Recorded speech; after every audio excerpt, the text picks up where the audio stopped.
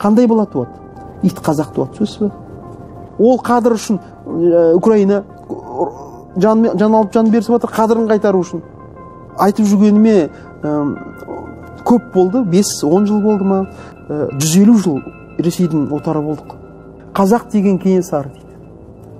Денесі бар, басы жоқ. Қорқып отырмыз. Бауыздамай шер қаныңды, өлтірмей алар жаныңды. Ал қадыры қайтпаған халық ешқашан мемлекет құра алмайды. Біздің арнаны қолдап, бізге тіркеліп, подписаться батырмасымен қоңыраушаны басып қойыңыздар. Біз сіздер үшін тырысамыз. Бәріміз бай, қуатты болайық. Біздің осы бір сыртқы күштердің әсеріме деп те қалам мен кейде. Бірді айтып кетті де қоймаңыз өмеке. Сауатсыздандыру, надандандыру процесі жүріп жатқан жоқ па? Бұл мындай бір мәселе. Мен ылғи айтам бұны. Және айтып жүргеніме көп болды, 5-10 жыл болды ма? Бұның бәрі не дейсіз ғой? Бұның бәрі былай мәселе. Ана машһүр айтады, бұрынғыны айтпай дейді. Жаңа сөз ойға оралмайды дейді. Бұрынғыны айтуымыз керек. Міндетті түрде сөз бе? Конфуций айтады, ескілікті меңгерген адам ұстаз болуға жарайды дейді. Немесе қазақ айтады, ескі жаңаның қазығы дейді.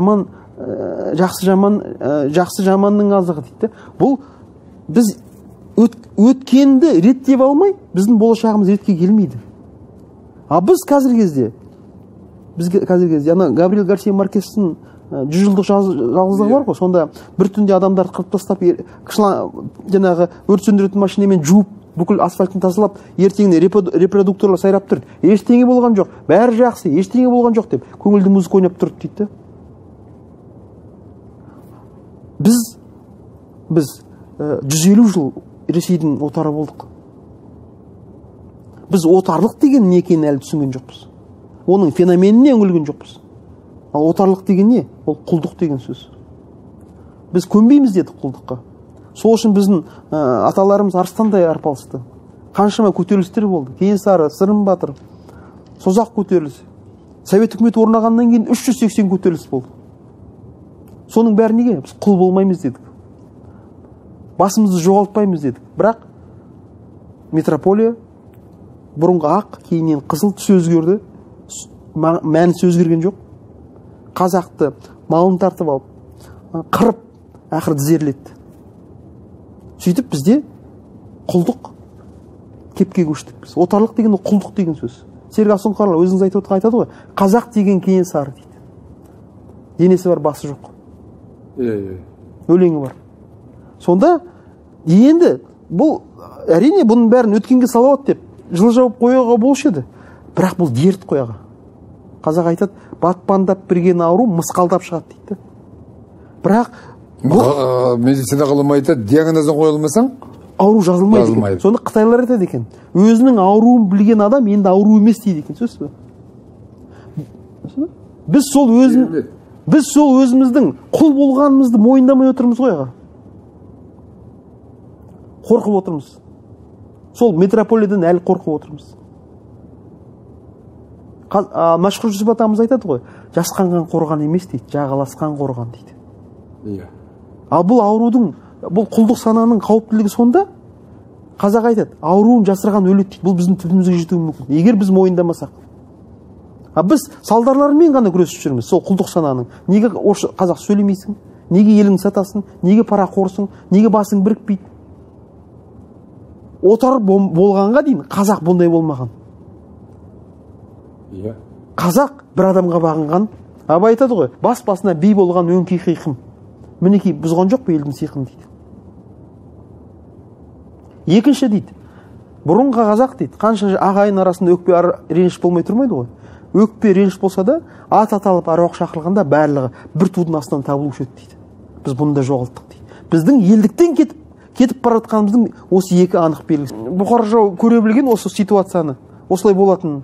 Сонда Бұқар жырау айтады ғой, күн батыста бір дұшпан, ақырда шығар сол тұстан. Күн шығысқа қарайды, шашын алмай тарайды. Жүзі сары, көзі көк, бастығының аты бол. Құдайды білмес діні жоқ, жамандықта міні жоқ. аузы басы жүн кәпір, құдайды білмес жөн кәпір. Жаяулап келе жұртыңа, балды май жағар ортына, ел қамын айтқан жақсыны сөйлетпей ұр ортына. Бауыздамай шер қаныңды, өлтірмей алар жаныңды дейді.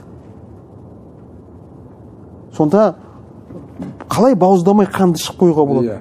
Сөйтсек, мәшһүр айтады, адамның өзі үш нәрседен тұрады дейді. Қан, жан, ақыл дейді. Қан, жан, ақыл. Осының бәрі бір-ақ нәрсе дейді. Түбі қан дейді. Сонда отаршылдық идеология арқылы адамның ақылын ауыстыруға болады екен. Адамның ақыл ауысқан кезде оның жаны ауысып кетеді екен де, жаны ауысқан кезде қан ауысып кетеді екен. Қаны бұзылады екен. Қаны бұзылған адамның бүкіл тіршілігі бұзылады екен. Оны бұзу оп-оңай, оны бұзатын ағылшындар айтады. Жан қалай, бір тілді меңгерген адам дейді, бір жанға ие болады дейді. Неге біз орысты жақсы түсінеміз? Өйткені тілін білеміз. Тәуелсіздік қашан басталады? Әрбір адам өзінің қазақ екендігіне мақтанған кезде ғана басталады. Ұлттық қадір қасиет қайтқан кезде басталады. Яғни бұлақты тазарту керек. Қазақ айтпай ма? Ханның басын ханалар шауып тұрып, қардың басын қаралар жауып тұрып дейді. Орыстар айтады, сынаны сына қағып шығарады. Бізді қалай отарлады? Бірте. Сөйтіп отарсыздану керек. Бірте. Оған миллиардтап ақша бөлу керек. Бірінші мойындау керек. Екінші мемлекеттік бағдарлама жасалу керек. Отарсызданудың кешенді бағдарламасы. Оны кәдімгі институттар жұмыс істеу керек. Но қазақтың қадірін қайтару керек. Қадірі қайтпаған халық ешқашан мемлекет құра алмайды. Сондан Мұса пайғамбар перғауынның құлдығында болған еврейлерді 40 жыл шөлді адан алып өткен ғой. Ешкімге көрсетпеген, ешкіммен араластырмаған. Сонда сұраған ғой, Мұса пайғамбар, бұныңыз не сіздің? Бұның сыры не деген? Бұлар құл болған халық. Ал құл болған халық мемлекет құра алмайды. Бұлардың бойында құлдық санадан арылсын деп, мен оларды шөлді адан алып өттім деген екен 40 жыл бойы. Ешкіммен араластырмай, санасын тазарту үшін. Келер ұрпаққа сеніп отырған жағдайымыз бар ғой. Біз тәуелсіздікті алғаннан кейінгі 25 жылдағы пайда болған ұрпақ тазарады дегенге сенуге бола ма? Бұл иллюзия. Өйткені Абай айтады ғой, өзің итсің дейді. Өзің итсің.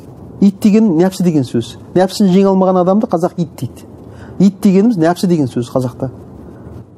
Дуат айтады ғой, дүние жемтік мен төбет, ырылдадым, не қапқыздым, не қаптым дейді. Сонда нәпсі деген ит. Яғни нәпсін жеңе алмаған нені образы түрде қазақ ит деп атайды нәпсіні. Өйткені ол қапқысы келіп тұрады ғой. Жоқ, нәпсі. Сонда айтады, осы иттің өзінен шаршадым сен. Нәпсіңде қапқысы келіп тұрады. Иттігіңді қашан қоясың? Сонда Абай айтады, өзің итсің дейді, қазақ айтады, ит қазақсың дейді. Тағы бір ит қазақты туғызып дейді. Өзің күнәң аз беді, өзінің көрген қорлығын аз бедің, оның күнәсін қоса арқалайын деп бедің. Сонша балаға неге құмар болдың дейді. Содан өзі құл қазақтан, өзі отарсызданбаған қазақтан қандай бала туады? Ит қазақ туады, сөз бе? Басындағы айтқан туысымыз тағы да алды бізден шыға келейді.